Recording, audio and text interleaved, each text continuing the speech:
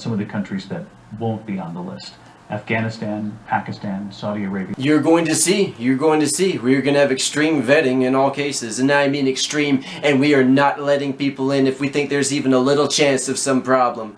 We are excluding certain countries, but for most countries we're going to have extreme vetting. It's going to be very hard to come in. Right now it's very easy to come in. It's going to be very, very hard.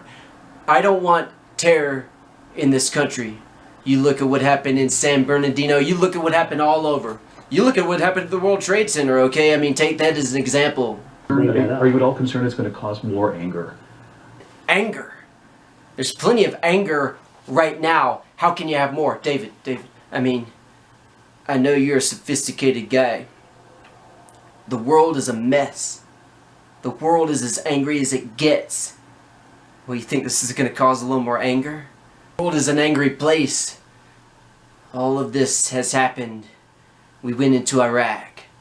We shouldn't have gone into Iraq. We shouldn't have gotten out the way we got out. The world is a total mess.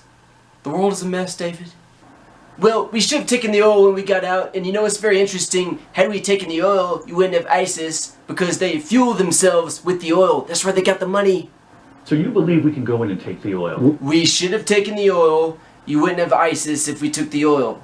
Can you believe that? Wait, can you believe that? Who are the critics saying that? Fools. I don't call them critics, I call them fools. We should have taken, we should have taken the oil. If we took the oil, you wouldn't have ISIS, and we would have had wealth. We have spent right now $6 trillion in the Middle East, and our country is falling apart. Got my attention, Mr. President, was when you said maybe we'll have another chance. Well, don't let it get your attention too much, because we'll see what happens. I mean, we'll see what happens. You know, I told you, and I told everybody else that wants to talk, when it comes to the military, I don't want to discuss things. I want to let the action take place before the talk takes place.